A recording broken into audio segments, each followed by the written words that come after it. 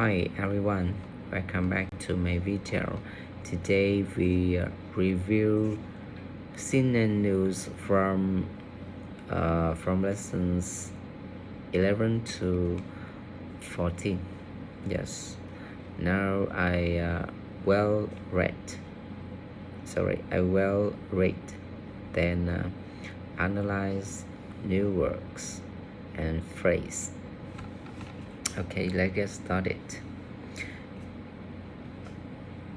Tropical storms. Tropical systems come in all shapes and sizes.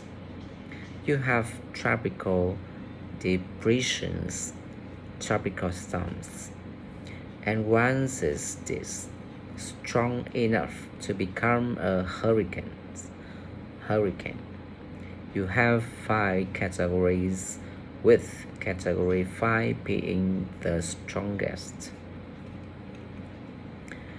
Okay, tropical system. Tropical systems là những cái hệ thống cơn bão nhiệt đới, hệ thống những cơn bão coming all là nó đến coming all, tất cả những cái hình dạng, all shapes, hình dạng, and sizes, kích thước. You have tropical depressions. We have three syllables, and stress at the second syllable. Depressions. Yeah. You have tropical depressions. Depressions is the áp thấp. Bạn có thấy là tropical, những cơn bão biến thành áp thấp.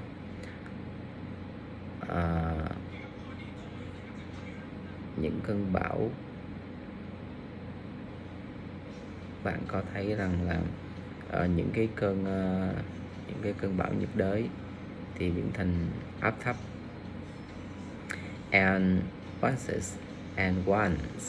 once và chúng. Một khi is strong enough to become, một khi đã mạnh lên, strong enough, đủ mạnh, become a hurricane, và nó trở thành become a hurricane. Hurricane là cơn bão. You have 5 categories. Chúng ta có 5 cấp độ bão, cấp độ categories, with category 5 being the strongest, và cấp độ số 5 là mạnh nhất. Category 5 being the strongest. Okay, the next CNN news. Self-driving car.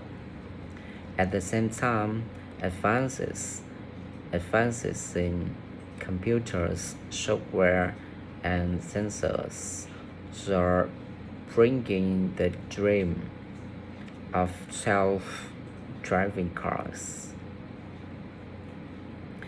Already, many luxury models can largely drive themselves on highway and in stop and go traffic. At the same time, cùng cái thời điểm đó, cùng lúc đó, advances, sự tiến bộ in computers and software, của phần mềm, máy tính và cái cảm ứng, of bringing, đang mang the dream, đang mang những giấc mơ of self-driving car, của những chiếc xe tự lái. Self-driving cars, những xe tự nó vận hành. Already many luxury, và thực sự là đã xuất hiện rồi rất là nhiều nhiều mẫu mã đắt tiền. Many luxury mắc tiền models mẫu mã mắc tiền can largely drive themselves phần lớn tự lái và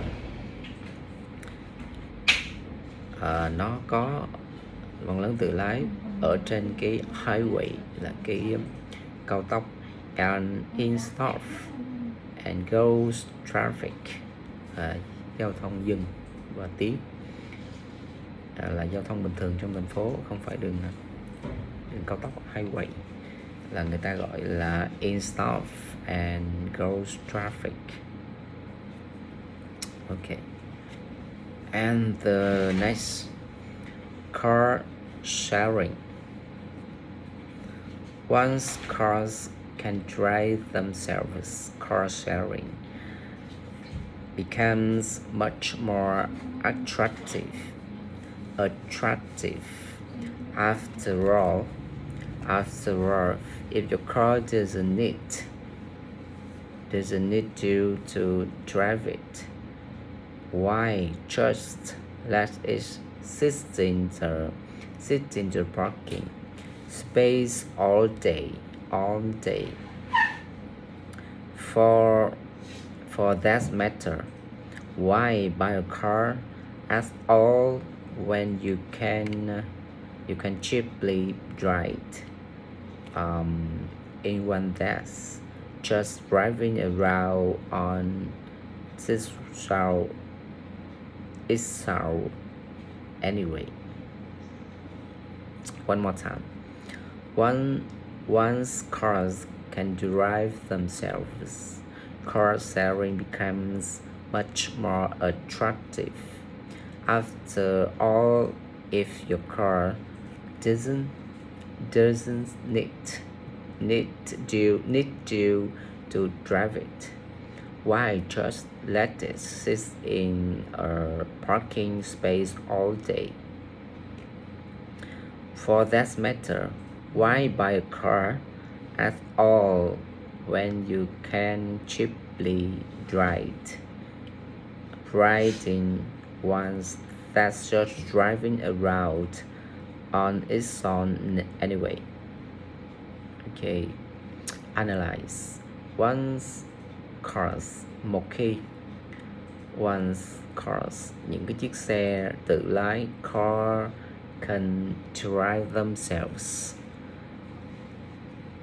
Những xe tự lái được car sharing là được cái sử dụng chung, được chia sẻ, becomes much more attractive, tạo nhiều cái sự trở thành những cái điều thú vị.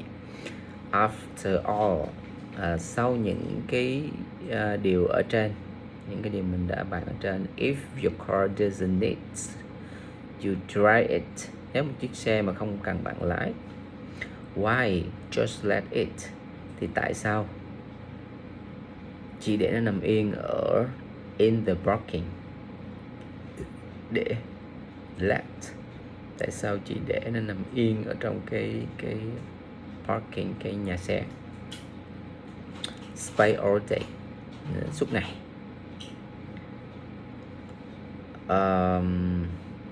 For that matter, vấn đề này, why buy a car, vấn đề này đặt ra cái câu hỏi là tại sao phải mua một chiếc xe.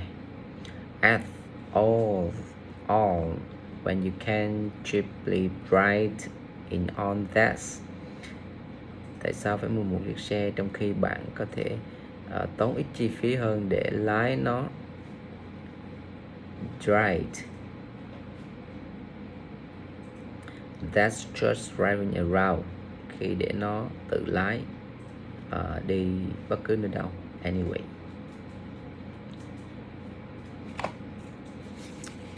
Okay, and the last, auto industry. With all this going on, is no wonder automakers and auto industry. Investors are nervous about which companies will come out on the top when the future finally arrives, and is arriving fast. One more time. With all this going on, it's no wonder automakers and auto industry investors are nervous about which companies will come out on the top when the future finally arrives, and is arriving fast. Yes, analyze. With all, với tất cả this going on, những cái thứ đang diễn ra, it's no wonder, thì nó thực sự là không còn băn khoăn gì nữa, cái điều đó không còn băn khoăn gì nữa. Automakers, những cái nhà sản xuất xe, and auto industry investors, những nhà sản xuất xe, những người đầu tư của cái ngành ô tô, are nervous, đang lo lắng about which companies, về những cái công ty mà những cái công ty nào will come out on the top, sẽ nổi lên và đứng ở trên top. When the future finally arrives, khi mà cái tương lai cuối cùng thì nó cũng đến, arrives, và is arriving fast, và nó đến càng nhanh hơn. Okay, thank you for listening my story, my CNN news today. Thank you so much.